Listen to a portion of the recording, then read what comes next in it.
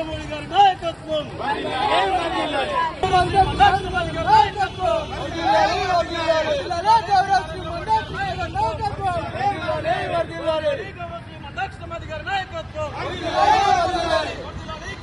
ఈరోజు 30 సంవత్సరాలుగా Nelson Mandela అరెస్టులు పోరాడిండో అదే స్ఫూర్తితో గౌరవనీయులు పెద్దలు మందకృష్ణ మాదిగ గారు నిజంగా 30 సంవత్సరాలు ఒక పోరాటాన్ని వర్గీకరణ మీద పోరాడిందంటే నిజంగా ఆయన ఎంత ఆదర్శమో ఈ దేశానికి. నిజంగా ప్రపంచ దేశాలన్నీ కూడా నరేంద్ర మోడీ గారిని అతుక్కోవాలని వస్తున్న ఈ రోజుల్లో నరేంద్ర మోడీ స్వయంగా హైదరాబాద్ నగరానికి నడి బొట్టున వచ్చి నరేంద్ర మోడీ గారు మందకృష్ణ మాదిగ గారు నిజంగా అతుక్కొని ఆలింగనం చేసుకొని ఖచ్చితంగా ఈ ఎలక్షన్ లో మాకు సపోర్ట్ చేసిన మందకృష్ణ మాదిగ గారు మీకు ఖచ్చితంగా ఏబిసిడి వర్గీకరణ అయ్యే విధంగా మేము చేస్తామని ఏదైనా మాట ఇచ్చిండో ఆ మాట ప్రకారం ఖచ్చితంగా 7 సభ్యులలో 6 మద్దతు ఇచ్చి ఒకరు మాత్రమే అటు వ్యతిరేకంగా 61 మనకి ఈ రోజు నిజంగా వర్గీకరణ సాధ్యమైంది.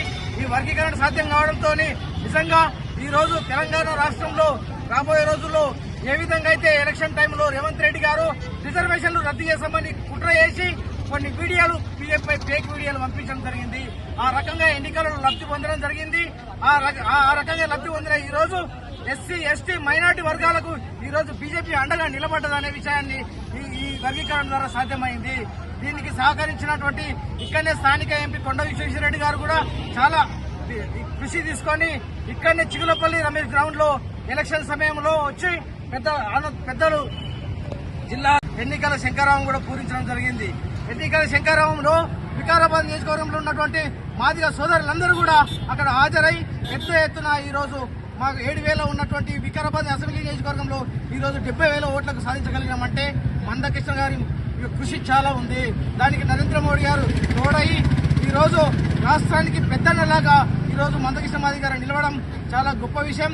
అదేవిధంగా నాతో పాటు ఈ రోజు ఈ ధర్నా కార్యక్రమంలో పాల్గొన్నటువంటి మిగతా ఎంఎస్పీ నాయకులకు అదేవిధంగా విద్యార్థులకు మరియు నాతో పాటు బీజేపీ నాయకులకు అందరికీ ప్రత్యేకంగా ధన్యవాదాలు తెలియజేస్తున్నాను.